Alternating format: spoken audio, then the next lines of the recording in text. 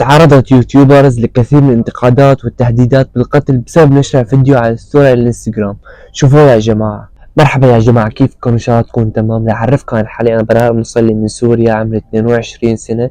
بقدم لكم فيديوهات ترفيهية وكوميدية، وكمان عندي قناة احتياطية وهي الأساسية فيها 2060 مشترك. رح أحط لكم رابط القناة الأساسية بالبايو، وخلينا نبلش موضوع الفيديو يا جماعة. تاريخ 2023 19/12 تعرضت يوتيوبر الصبا لكثير من الانتقادات والتهديدات بالقتل بسبب نشر الفيديو على ستوري الانستغرام.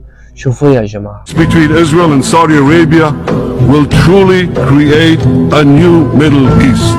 To understand the magnitude of the transformation that we seek to advance, let me show you a map of the Middle East in 1948, the year Israel was established. Here's Israel in 1948. It's a tiny country, isolated, surrounded by a hostile Arab world. Now look at what happens. The whole Middle East changes. We tear down the walls of enmity. We bring the possibility of prosperity and peace to this entire region with a red marker to show a new Middle East between Israel, Saudi Arabia, connects Asia, Saudi Arabia, Jordan, Israel to Europe.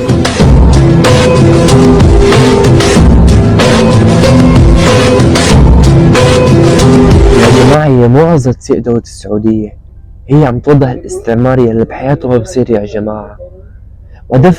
ودافع عن غزة وفلسطين برسالة صغيرة بس مو أكتر. بعض الأشخاص المنتقدين أو يلي بيسببوا مشاكل الآنسة صبا أخذوا صورة من الفيديو لعكس هدف الفيديو لإساءة لدولة كاملة يا جماعة. Between Israel and Saudi Arabia will truly create a new Middle East. وآنسة صبا مستحيل توقف أو تعارض أو تسيء لأي دولة لأن أساسها عربي من الأساس. كيف بدها تسيء لدولة عربية؟ ما بتقبل عقل يا جماعة. تحلموا تاخذوا شبر من الوطن العربي ولا السعودية ولا غيرها من الدول اللي بتتشرف تكون حليفة معكم؟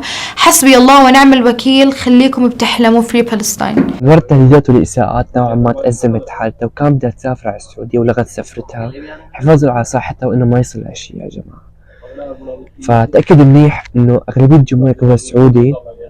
حتى شفت الكومنتات كمان سعوديين وعم يعلقوا ما شاء الله عليهم، واقفين معك بطاقة إيجابية كبيرة وعم يرحبوا فيها كمان. فتأكد إن إحنا ما يصير هيك شيء. قصة كمان يا جماعة إنه كارولين وصبا طلع بالمقابلة بأسئلة جريئة. من بينات الأسئلة إنه عن جد صبا وأحمد انفصلتوا، فجاوبت صبا بكل تردد إنه إيه انفصلنا فترة ورجعنا لبعض بسبب خلافات بالخصوصية واليوتيوب.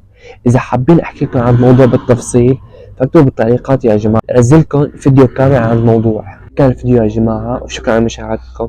بس لا تنسون بالاشتراك واللايك، وانتظروني فيديوهات جديدة، وبحبكم كثير.